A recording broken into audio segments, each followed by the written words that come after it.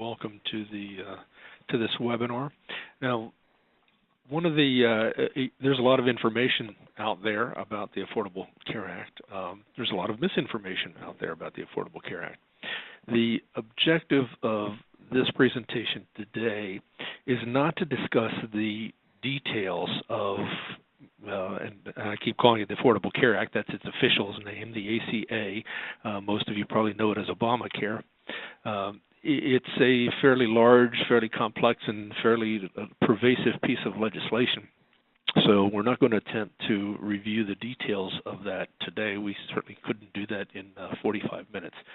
The objective will be, though, to discuss at a high level what it is and how it impacts IT organizations, because the health industry has a fair amount of automation and dependency on computer systems.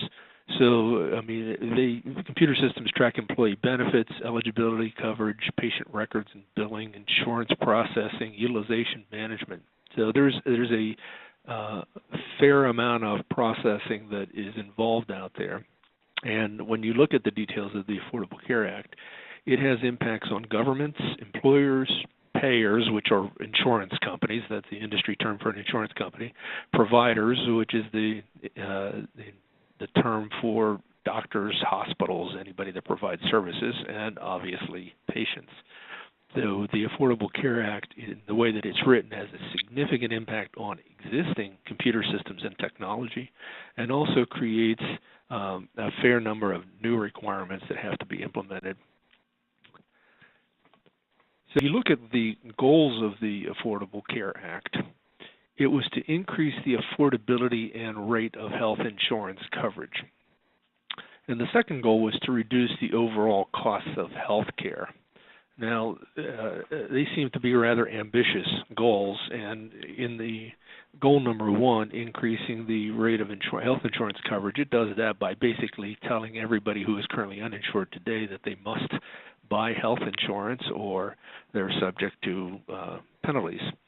But the second one, they reduce the overall cost of health care. What you'll find is that this is primarily a health insurance bill, and when it just talks about reducing the cost of health care, it's really talking about reducing the cost of health care to the federal government and what it costs the government to provide Medicare, Medicaid, and all those things. So it's not, you won't see much in here that actually impacts the cost of the delivery of health care and what a doctor might be charging. Well, how does it do this? It has a wide variety of mandates, subsidies, tax credits, penalties, so all of which is designed to drive certain kinds of behavior. Now, one of the things that if you're crazy enough to read the entire act, and it is pretty large and pretty complex. It's almost it's 974 pages and has 10 different sections to it. Is it actually describes objectives and goals and mandates, but the details of how those objectives will be met are actually included in regulations from the various affected agencies. So it's not just the 1,000 pages of the Obamacare or the ACA Act that we have to respond to from a computer systems point of view.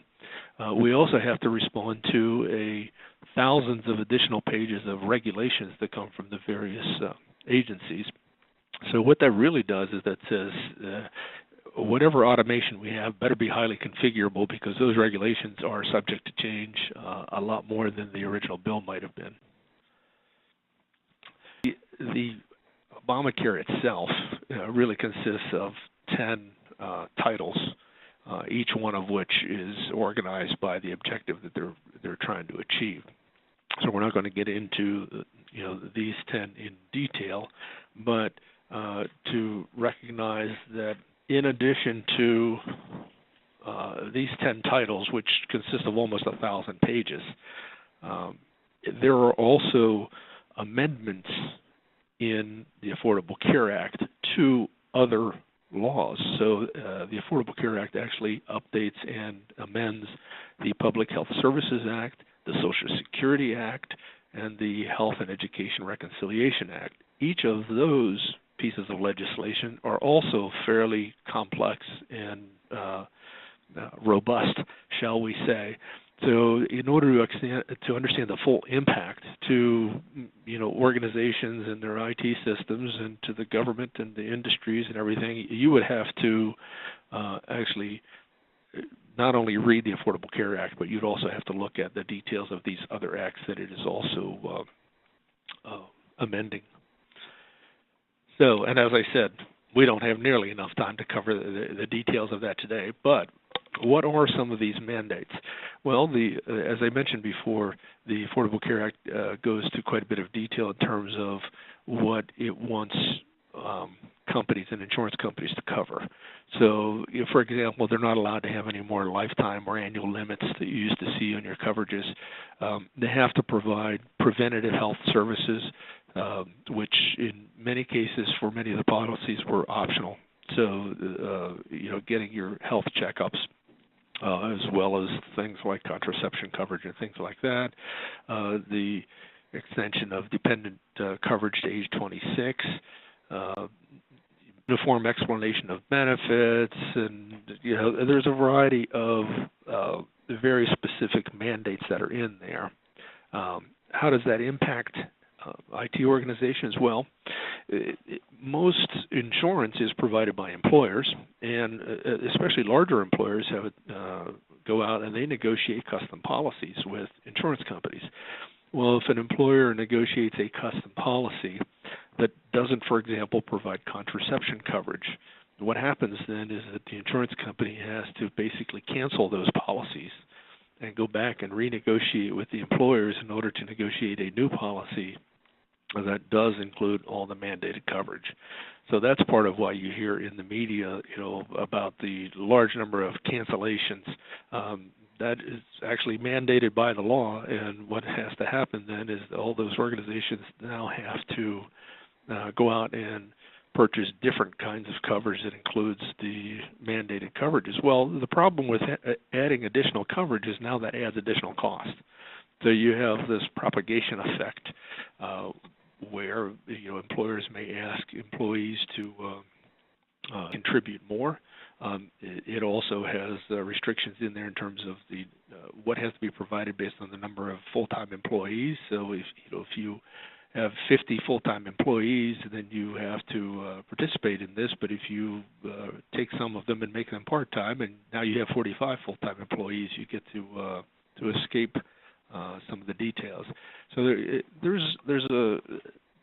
the committee and the regulations there cause a lot of behavioral changes. Some of the other things that are in the mandates are, for example, performance goals. So there's a section there on ensuring the quality of care. So they require hospitals to track additional information about things like readmission and medical errors and implementing wellness programs. Well, all of this, most of them have existing computer systems, but many of those computer systems don't track all of the new performance goals and all the metrics that are actually mandated by this law. So one of the big impacts there is that they have to go out and update their computer systems in order to provide the additional that are required, and also, as you'll see later on, change their business processes so that they both evaluate and respond to what those metrics tell them.